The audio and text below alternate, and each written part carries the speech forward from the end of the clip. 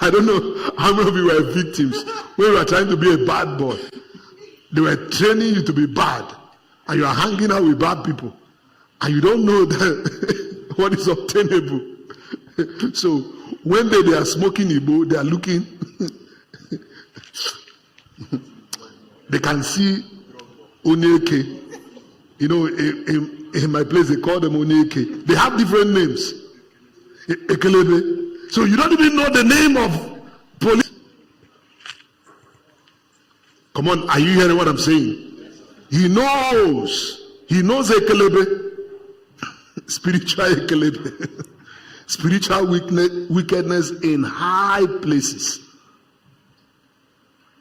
That spiritual wickedness in high places can be wearing tie and suit. I have biceps. But it's on a mission. Are you with me? Maybe you are not getting what I'm saying. In fact, that ekelebe, that spiritual wickedness can be planted in the church. Okay, don't worry. Let me not trouble you so much. So, we've been able to give the anatomy of Satan. You remember that? You remember when we were giving anatomy of Satan, that Satan doesn't have horn. Bury that thought. Satan is not black. In fact, when you see Satan, you will not know that you have seen Satan. And that's how he works. So we saw how he works, that Satan necessarily doesn't really go with power. He works with what? He works with what? Strategies. Devices. Oh, same old devils. And you know what happens? Devils don't grow old. They don't invent new strategies. It's the same old strategy. It's only that you don't know them. Are you getting what I'm saying? We don't know all their strategies. Now let me tell you something. It needs to be settled in your heart that Satan has dealt people who are more powerful than you. Are you with me? Satan. What did I say Satan has done? Who are more, seemingly more powerful, even seemingly more anointed. I'm telling you. Okay, let me ask you a question. How many of you that angels announced your birth before you were born? Angels appeared. Anybody here? Is anybody? Okay, so I'm sure if somebody comes and gives testimony that before I was born, that angels appeared to me, you start envying, appeared to my parents, you envy the person. Is it not? You wish that if glorious destiny, then you that you were born in the toilet, you do you understand what I mean? Okay. Or you were born in the bush. Okay, any which way. Or you were born, it was a midwife that took one quack nurse. You know, sometimes somebody wants to give birth. They say there's a nurse that is on our street. Oh, I say, wow. Because anything I say, they won't believe.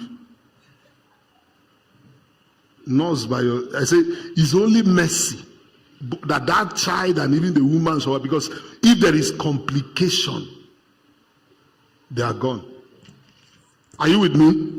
What took me to that is that I'm just trying to remind you that it wasn't an angel that announced your birth.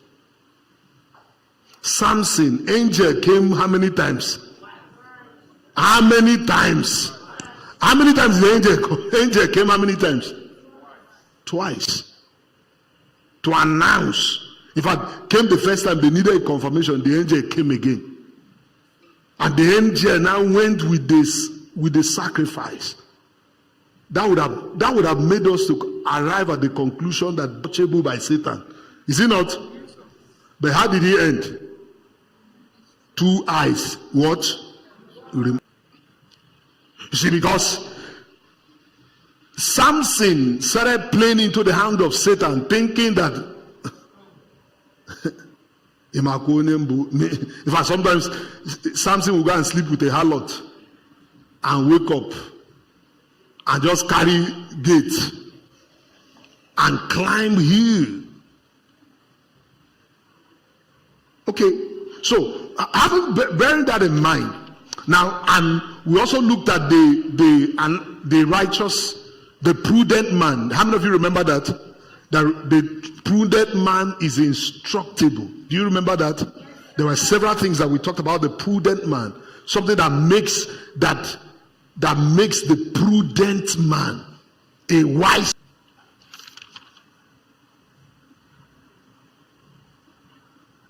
Now, what does it mean to foresee evil? What does it mean to foresee evil?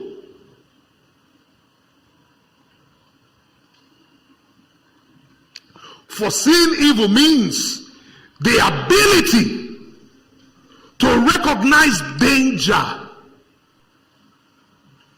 Ability to recognize danger even when it is not obvious. The ability to recognize danger, to recognize problem from afar. Ability to recognize danger even before it becomes apparent or obvious. Now, there are three components that are very vital, and I believe that we're going to be talking about them more, or maybe in details, looking at examples when we begin to look at how to foresee evil and the tools. There are three things. You have foresight, you have insight, and you have oversight. These three things can help us to be able to recognize danger from afar. I'm not going to dwell so much on the foresight or some of these things. Maybe as we begin to go into the tools and how to, we're going to dwell on them. Now, when we're talking about foresight, let me give you a kind of a definition. We are talking about foresight, ability to or prepare wisely for the future. Foresight has to do with foreknowledge. Foresight has to do with prophecy. Something that is not obvious to the eyes.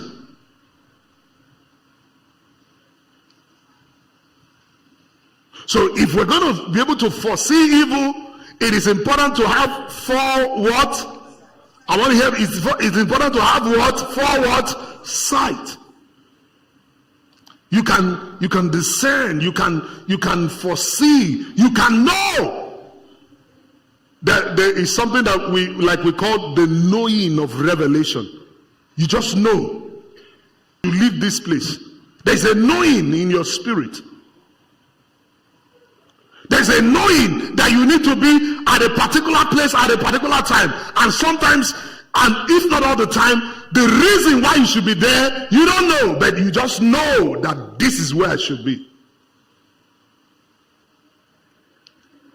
And sometimes you see, there is that knowledge, that foreknowledge. You just know, look, I shouldn't marry this person. Everything is in place. The person looks okay. The person has money. The person speaks. In fact, if your family members, if they had their way, the person would have married all of you together.